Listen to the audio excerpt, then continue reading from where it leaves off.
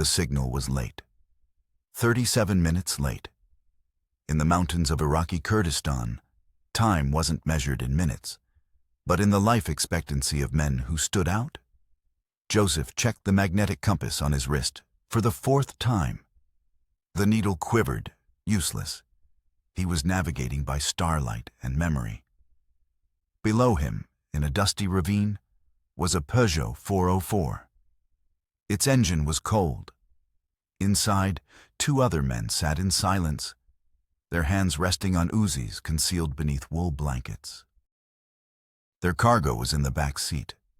A woman and two small children, huddled together, their faces pale in the faint moonlight. This was the Asset's family. The leverage. The entire operation's center of gravity. Joseph's radio, a modified consumer shortwave set, remained silent. The prearranged signal was a 3-second burst of static on a specific frequency, followed by a line from a Persian poem. It was now 02:37 local time. The window for a clean border crossing into Iran was closing in 83 minutes. After that, the morning patrols would begin, and the mountain passes would become a death trap. The Peugeot's driver, a Kurd named Barzani, whose loyalty had been purchased, not earned, cleared his throat. "They are not coming," he whispered in broken Hebrew. Joseph didn't respond. He scanned the ridgeline. 37 minutes wasn't just late. It was a tactical impossibility. The extraction team on the other side of the rendezvous point was supposed to confirm visual contact at Oro 2 Yaro sharp. Silence meant one of three things. 1. Their equipment had failed. Unlikely. Mossad tech was triple-checked. 2. They had been intercepted. A catastrophic failure. 3. They had aborted, but the message hadn't been sent. The protocol for that was a different signal, a different poem. That signal hadn't come either. This was an information vacuum, the most dangerous place an operative could be. The child in the back, a boy of about 4, began to cry. The mother muffled his sobs with her hand. Her eyes met Joseph's in the rearview mirror. They weren't asking a question. They were making a statement. A statement of pure, undiluted terror. Joseph keyed his own radio, breaking protocol. A single click. He waited. Nothing. He had a decision to make. Wait and risk the patrols. Or move and risk walking into an ambush.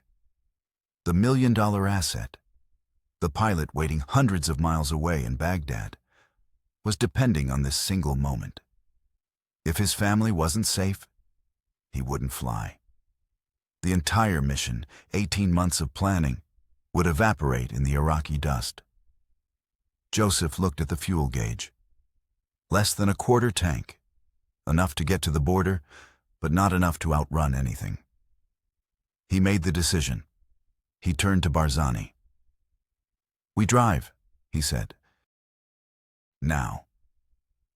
As the Peugeot's engine coughed to life, a single headlight flickered on the ridge 2 kilometers to the east. Then another. They weren't Iraqi army. The pattern was wrong. They were Republican Guard.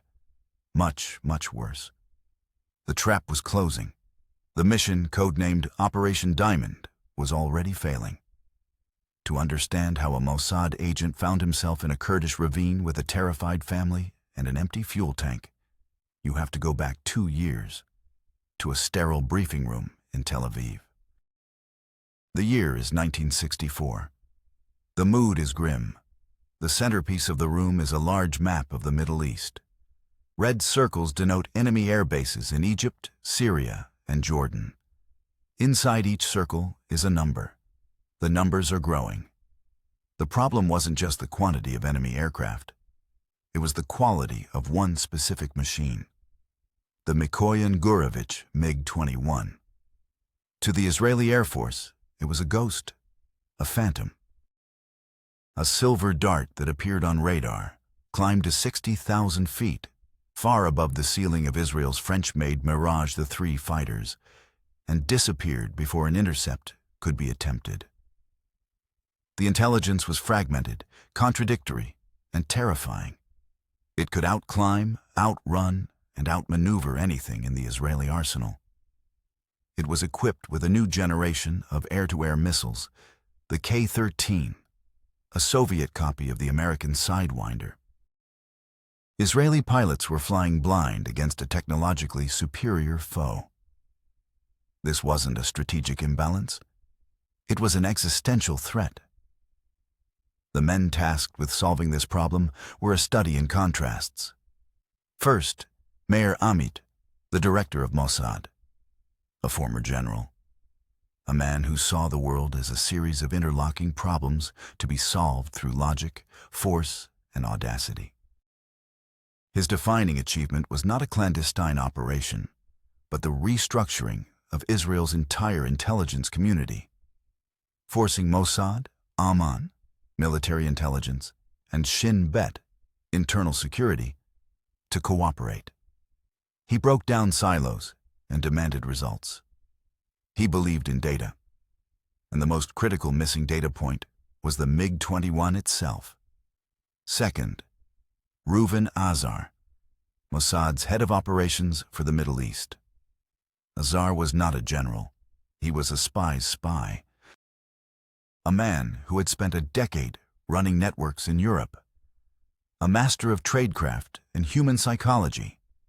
His greatest success was Operation Damocles, the campaign of assassinations and intimidation that dismantled the program of German scientists building rockets for Egypt.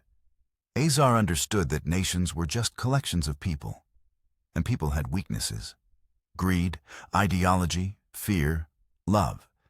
He believed not in data, but in leverage. Third, an operative known only as Jean Thomas. This was her operational pseudonym. A woman in her late 30s, born in Baghdad to an Iraqi Jewish family that had fled to Israel.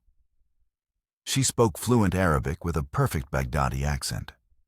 Her skill was not combat or technical surveillance, but conversation.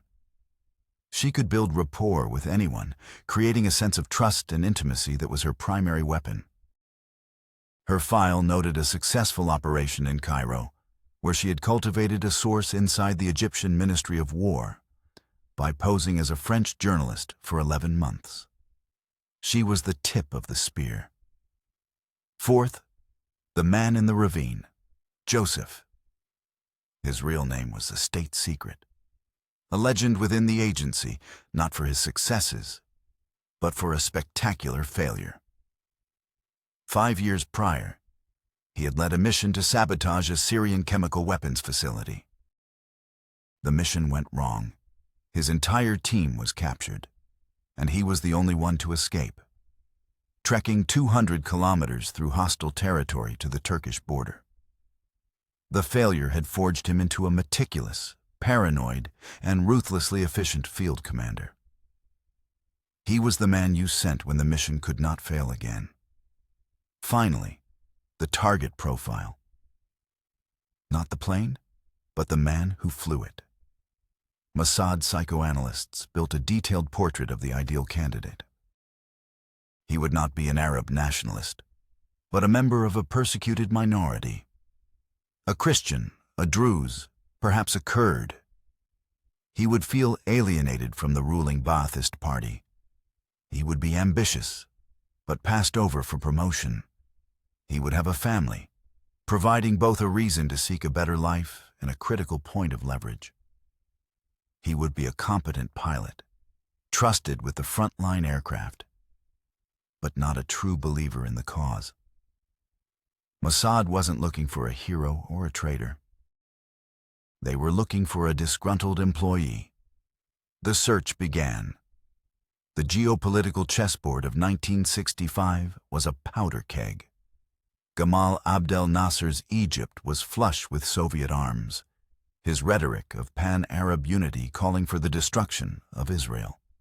Syria, under the increasingly radical Ba'ath Party, was sponsoring Fedayeen raids across the border. Jordan was caught in the middle, its king trying to placate both the West and his own restive population. The Cold War was at its peak, and the Middle East was a proxy battleground. The United States, backing Israel, was hesitant to provide its most advanced weaponry, fearing escalation. The Soviet Union showed no such restraint, pouring tanks, surface-to-air missiles, and aircraft into its Arab client states. The MiG-21 fishbed, as NATO called it, was the crown jewel of this Soviet largesse. The intelligence that did exist was terrifying. Its Tumansky R-11 turbojet engine could push it to Mach 2, faster than the Mirage III. Its service ceiling was nearly 10,000 feet higher. In a high-altitude dogfight, the Mirage pilot would be struggling for air, while the MiG pilot still had performance to spare. Early radar reports suggested it had a primitive but effective search and track system, something the Mirage lacked entirely. The Israeli Air Force, IAF, had tried everything to get a closer look. High-altitude reconnaissance flights using modified Vautour bombers were met with a wall of new SA-2 guideline missiles. One plane was damaged, limping back to base riddled with shrapnel. Cross-border intelligence gathering by a man's Unit 504 commandos yielded scraps. A pilot's manual with half the pages missing, a garbled radio transmission, a blurry photograph of a tail fin taken from 3 kilometers away. It wasn't enough. The IAF needed to know its weaknesses. Does it handle poorly at low speeds? What is its rate of turn? How much fuel does it burn in afterburner? How effective is its radar against low-flying targets? These were questions that could only be answered by having the plane itself. To fly it, to take it apart piece by piece, to understand its soul. The Americans were just as desperate. The MiG-21 was the primary adversary for their own F-4 Phantoms over the skies of Vietnam. They, too, were losing pilots. The CIA had put out a standing offer to any Warsaw Pact pilot who would defect with one. $1 million and political asylum. There had been no takers. The security around Soviet air bases was absolute. The event that finally triggered Operation Diamond occurred at 14:20 hours on April 13, 1966. 2 IAF Mirage IIIs were on patrol near the Sea of Galilee when 2 Syrian MiG-21s rose to intercept them. The lead Israeli pilot was Captain Yoram Katz. He was an ace, with 3 confirmed kills.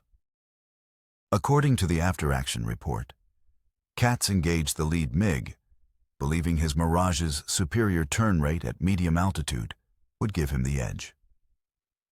He was wrong. The MiG pilot performed a maneuver not found in any Western textbook. A high G vertical climb followed by a stall turn that put him directly on Katz's tail. Before Katz's wingman could react, a K-13 missile streaked from the MiG and detonated 10 meters from the Mirage's cockpit. The plane disintegrated. Katz was killed instantly. The loss of a pilot was a tragedy. The tactical implication was a nightmare. The MiG-21 wasn't just faster and higher. It was more agile in ways they hadn't anticipated. The IAF was facing a superior machine. A week later, Meir Amit stood before Prime Minister Levi Eshkol. He didn't bring charts or graphs. He brought a photograph of Yoram Katz's 2 young children.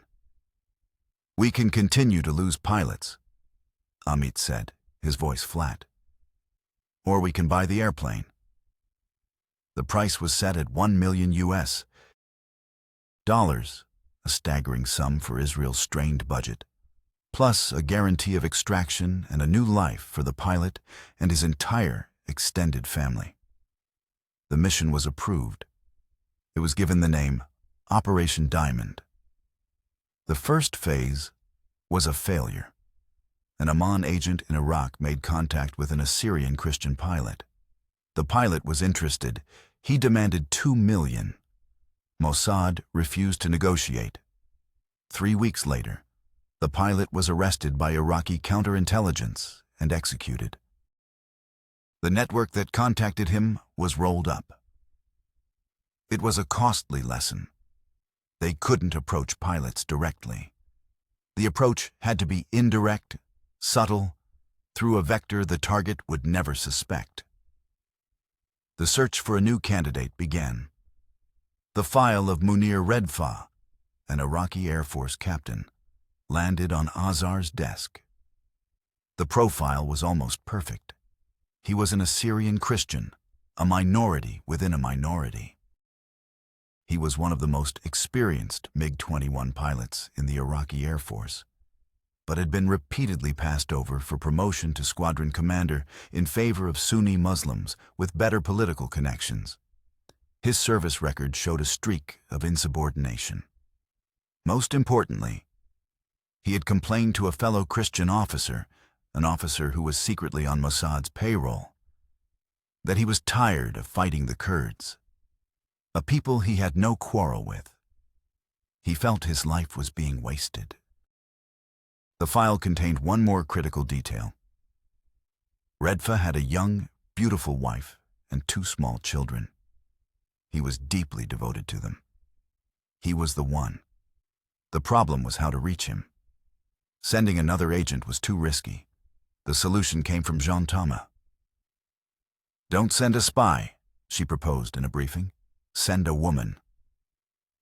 The plan, codenamed Penicillin, was built around Jean Thomas.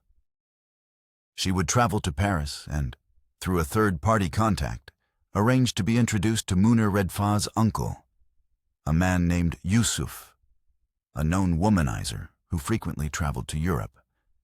The legend created for her was that of a wealthy, sophisticated French-Israeli socialite, bored with her husband, looking for adventure. She spent 2 months in preparation, studying Yusuf's habits, his favorite restaurants in Paris, his taste in art, his political leanings. The initial meeting was engineered to look like a chance encounter at a gallery opening. Jean, looking stunning, accidentally spilled a glass of champagne on him. She was apologetic, charming. Yusuf was smitten. Over the next few weeks, she cultivated the relationship. They had dinners. They went to the opera. She listened intently as he boasted about his powerful family in Baghdad, dropping hints about his brilliant nephew, the fighter pilot. She never mentioned Israel. She never mentioned politics. She spoke of her admiration for men of action, for pilots who held life and death in their hands. She was planting a seed. Finally, she made her move. She told Yusuf she had a friend, an art dealer, who would pay a great deal of money for an introduction to a man like his nephew.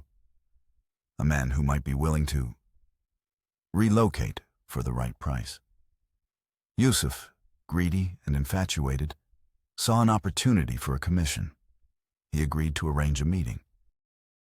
The next phase was set in motion. Munir Redfa was scheduled to attend a training course in the United States. Mossad learned he would have a layover in Athens. Jean Thomas arranged to be there. She met him in the lounge of the Hilton Hotel. Redfa was wary, suspicious. He assumed this was a trap by Iraqi intelligence. Jean was direct. She laid out the offer. $1 million, Israeli citizenship, a new life for his entire family, and a salaried job for life. Redfa was shocked into silence. He didn't say yes. He didn't say no. He said he would think about it. The hook was set. The communication that followed was a masterclass in tradecraft. Redfa was given a simple shortwave radio. Messages were sent using a one-time pad cipher, a series of random numbers that corresponded to letters. Each page of the pad was used only once and then destroyed, making the code mathematically unbreakable. The messages themselves were hidden within broadcasts from Israel's Arabic language radio station. A certain song played at a certain time of day was the signal to listen. A seemingly innocuous phrase in the news broadcast, "The weather in the Galilee is expected to be clear," was the message itself, once decoded. The technology was simple, but its application was complex and fraught with risk. The one-time pad pages had to be physically delivered to Red Fa. This was Joseph's job. Operating under deep cover as a European businessman, he made 2 trips to Baghdad. The handoffs were done in crowded markets, a simple brush passed, a folded newspaper exchanged for another. A single mistake, a moment of surveillance, would doom them all. The camera used for intelligence gathering was a Minox B, a marvel of German engineering. It was smaller than a finger, easily concealed in a pack of cigarettes.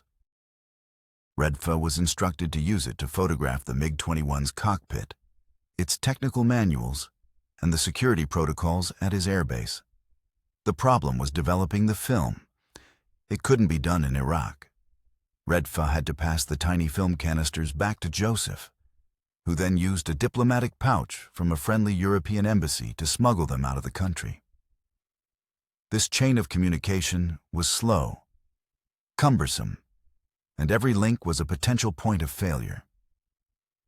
Then came the first major setback. Jean Thomas, now operating in Baghdad under the guise of a representative for a French pharmaceutical company, was assigned a tail. A black sedan from the Jihaz al-Mukhabarat al-Amma, the Iraqi General Intelligence Directorate. It wasn't a constant surveillance, but it was there. Twice in 1 week, the same car, the same 2 men. The team in Tel Aviv was frantic. Was her cover blown? Was it a routine check on a foreign national? Or was it something worse, a double agent inside their own network? Ahmed ordered a complete communications blackout for 72 hours. Jean was to remain in her apartment. Joseph was to go to ground. The tension was unbearable.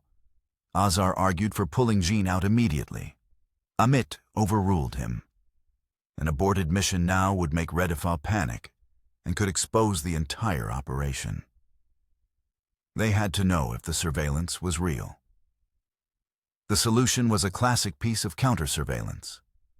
Joseph, using a network of local assets, arranged for a minor traffic accident. A fruit vendor's cart accidentally overturned in front of the Mukhabarat sedan, blocking it in a narrow street. While the agents were arguing with the vendor, a Mossad asset, a street urchin, slapped a small magnetic tracker, no bigger than a coin, onto the car's undercarriage. For the next 48 hours, they tracked the car's movements. It wasn't following Jean. It was part of a routine patrol route that happened to pass her apartment building twice a day. The threat was a false alarm, a ghost. But it had cost them 3 days and brought the mission to the brink of collapse. The second setback was far more serious. Red Fa sent a coded message. "The wedding is postponed." It was their code for a major obstacle. His commanding officer, a Ba'athist loyalist who was suspicious of Christian officers, had grounded him. He was being temporarily reassigned to a desk job pending a loyalty review. His access to the MiG-21 was gone. The operation was dead in the water. For weeks, the team in Tel Aviv scrambled for a solution. They considered and discarded a dozen plans. Could they bribe the commander? Too risky. Could they arrange an accident? Too messy, and it would draw even more attention to Red Fa. The solution came from Red Fa himself. He sent another message, a desperate plea. He said his young son was seriously ill with a rare blood disorder. He had been told by Iraqi doctors that there was no cure.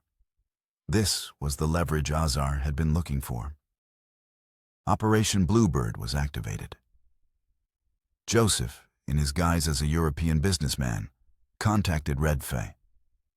He told him that his company had connections to the best hospitals in Europe. They could get his son the treatment he needed. It was a lie, but a powerful one.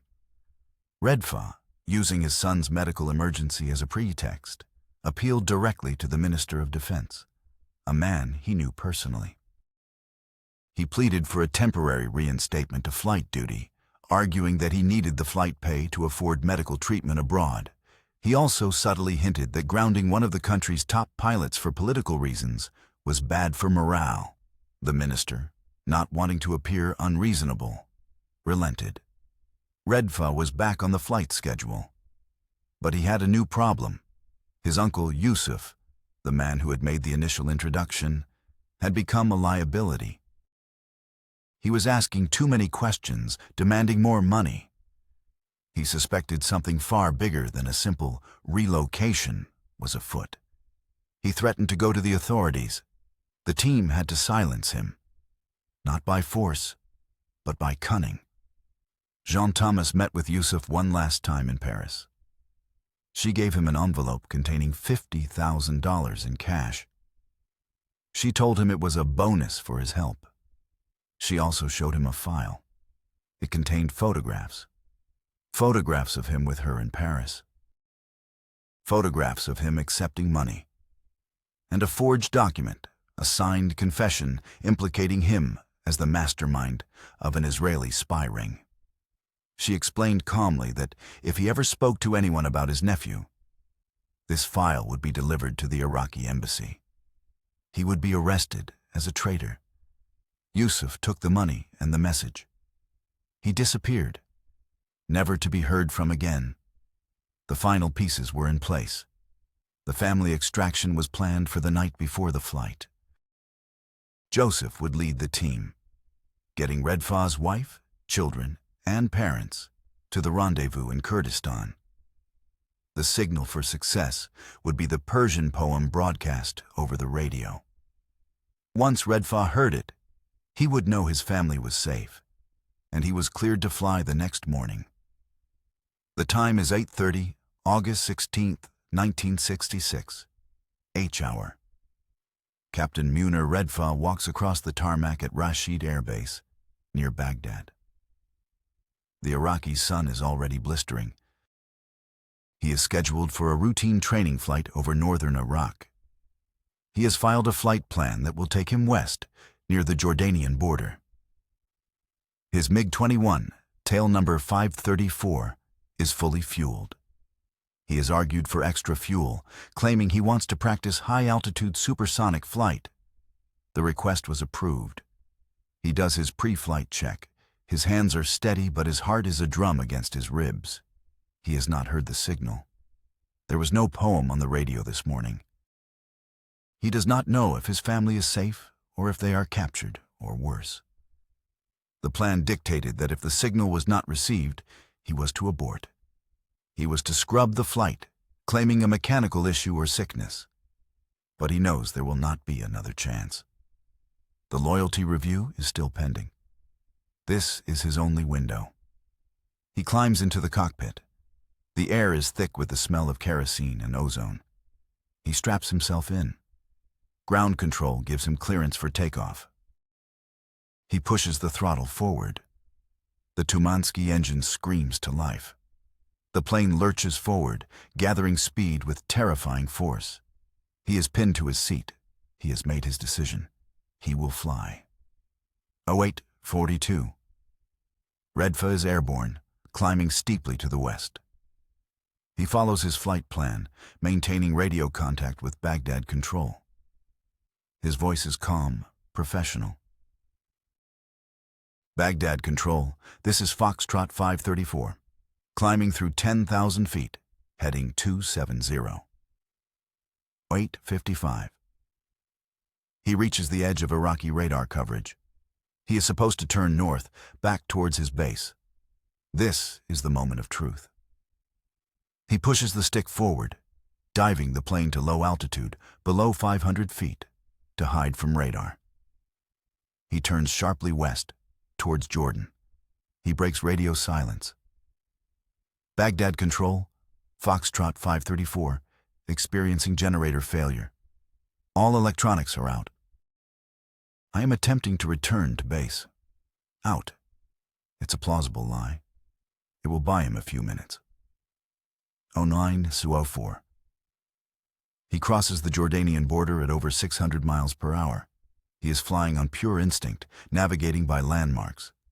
He is now an enemy aircraft in hostile airspace. Jordanian air defense radar immediately picks him up. 2 Hawker Hunter jets are scrambled to intercept. 09-07. In a secure bunker in Tel Aviv, the Mirror, the IAF's command center, is a hive of controlled chaos. They are tracking him on their long-range radar. Mir Ahmed and the Chief of the Air Force, Ezer Weitzman, watch the plot board. A single green dot streaks across the map. Jordanian interceptors are airborne. An operator calls out. ETA to intercept, 6 minutes. Weitzman gets on the radio.